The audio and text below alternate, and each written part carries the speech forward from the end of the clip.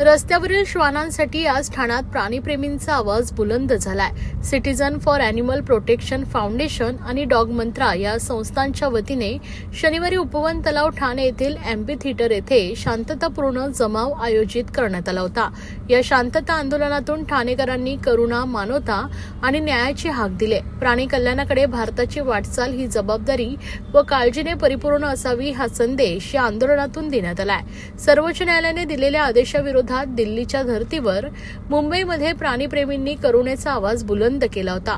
शुक्रवारी सर्वोच्च न्यायालयाने महत्त्वपूर्ण दिशानिर्देश देऊन रस्त्यावरील श्वानांच्या बाबतीत तात्पुरता दिलासा दिला असला तरी त्यावर अजून ठोस निर्णय बाकी आहे। दिल्ली एनसीआर मध्ये शेकडो श्वानांना पकडून न बांधलेल्या शेल्टरमध्ये कैद करण्याच्या आदेशाविरोधात ही कृती होती। या विरोधात हजारो प्राणीप्रेमी दिल्लीत रस्त्यावर उतरले होते।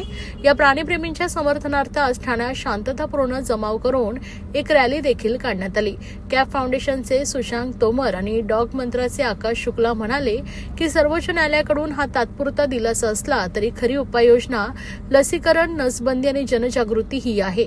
महापालिका व स्थानिक प्रशासनाने प्रभावी अंमलबजावणी करावी यासाठी जागृती करणे। आदेशाच्या अंमलबजावणीत आंदोलनाच्या पार्श्वभूमीवर अनेक प्रश्न उपस्थित करण्यात आले। नाव आकाश शुक्ला आहे आणि मी एक डॉग बिहेवियरिस्ट आहे आणि आम्ही इकडे ठाणे शहरात काही वर्षांपासून हे जे ह्युमन डॉग कॉन्फ्लिक्ट आहे, श्वानांचा आणि माणसांमध्ये जे कॉन्फ्लिक्ट होतात त्याच्यावरती रेझोल्युशन आणण्याचं आम्ही काम करत आहोत। तर त्या करण्यासाठी आम्ही एक 100 पानाचं एक गाईड बनवलेलं सोल्युशनसाठी आणि त्या गाईडवरती आम्ही ऑलरेडी काम केलेलं होतं। पण जेव्हा हे अन्यायजनक हे झाली, सुप्रीम कोर्टाकडनं निर्णय आला, तेव्हा दिल्ली एनसीआरमध्ये सगळे प्रोटेस्ट सुरू झालेले, तसेच आम्ही इकडे मुंबईतही केलेले। पण आता कालच्या निर्णयाने स्टे आल्याबाबत आम्ही एक धन्यवाद करतो कोर्टाचा। पण अजून एक 8 आठवड्यानंतर नवीन हिअरिंग होणार, जिथं सगळे हायकोर्टचे जे आहेत अख्ख्या देशातले सगळे पेटिशन, सगळे पेंडिंग केसेस सगळे सुप्रीम कोर्टला जाणार आहेत आणि तसेच सुप्रीम कोर्ट एक युनिफॉर्म डिसिजन वर्डिक्ट देणार सगळे हिअरिंग झाल्यानंतर आणि ते पूर्ण देशभर ते लागू होणार।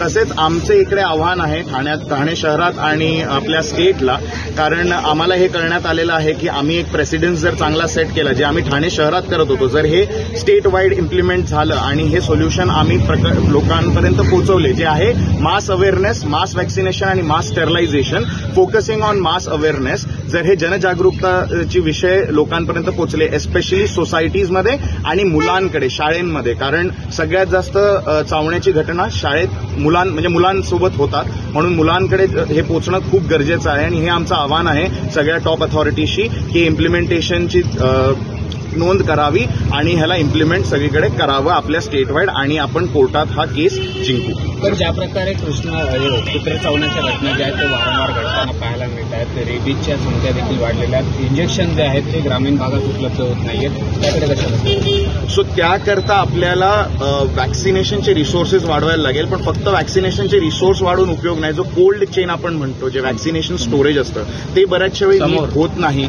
आणि ते कोल्ड चेन प्रॉपर होण्याकरता आपलं लक्ष दिलं पाहिजे। कारण बऱ्याच ठिकाणी आम्ही बघितलं की वॅक्सिन उपलब्ध असतं पण ते कोल्ड चेनमध्ये नीट मेंटेन होत नाही टेम्परेचर आणि त्याच्यामुळे जे वॅक्सिन असतं त्याची इफेक्टिव्हनेस कम्प्लिटली निघून जाते। त्याच्यावरती लक्ष देणं गरजेचं आहे। तर रस्त्यामध्ये जे डॉग फूड देण्यात येत आहे त्यामुळे श्वान चाला देखील बंदी, रस्त्यावरती उघड्यावरती फूड टाकणं ते कितपत योग्य अयोग्य म्हणलं जातं, त्यामुळे कुठेतरी हे बंदी आणली पाहिजे। सो त्याकरता आपल्याला जे आदेश मिळालेला आहे सध्या सुप्रीम कोर्ट कडून, ते आहे की सगळ्या म्युनिसिपल अथॉरिटीजने वॉर्ड वाईज फीडिंग स्पॉट्स जमा केले पाहिजेत। पण त्याच्या व्यतिरिक्त आपल्याला हेही लक्ष दिलं पाहिजे की आपल्याकडे जे गार्बेज डिस्पोजल होतं त्याचं काही काळजी घेतली जात नाही आणि कुत्रे हे स्कॅव्हेंजर्स आहेत, ते गार्बेजवर तुम्ही किती खाणं द्या ते तरी एक मेलेला उंदीर खाणार, ते गार्बेजमध्ये जाऊन तोंड घालणार। तर जर गार्बेज डिस्पोजल आपलं क्लिअर होत नाही तर आपण कितीही फीडिंग स्पॉट्स केले तरी ते इकडे तिकडे पसरणार आहेत। तर फीडिंग स्पॉट्स करणं गरजेचं आहे आणि आपल्याला हे महत्वाचं आहे की त्या फीडिंग स्पॉट्सना जे रजिस्टर्ड फीडर्स आहे हे रजिस्ट्रेशन झाले पाहिजेत। आपल्या ठाणे शहरात झालेलंही आहे याच्याबद्दल, पण त्यांनाच नियमितपणे एका वेळेला जेव्हा लोकांचं मुव्हमेंट नसते, कमी मुव्हमेंट असते, त्यावेळेला फीडिंग करवणं खूप गरजेचं आहे।